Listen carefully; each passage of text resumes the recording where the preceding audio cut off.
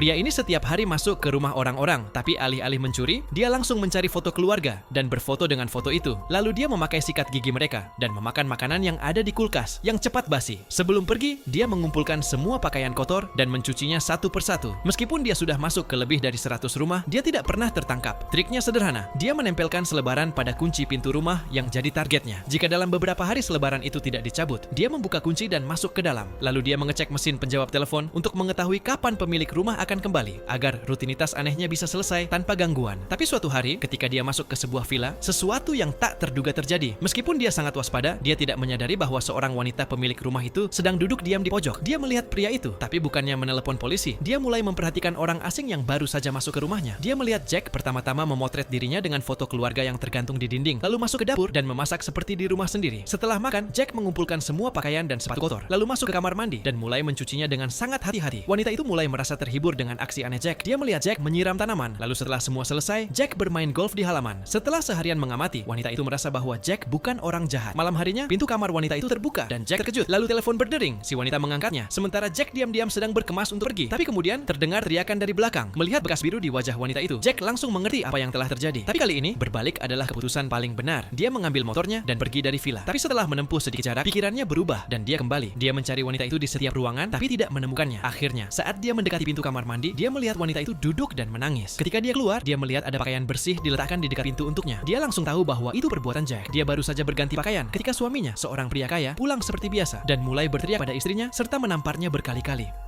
Melihat ini membuat Jack marah. Dia mengambil tongkat golf dan berdiri di sana.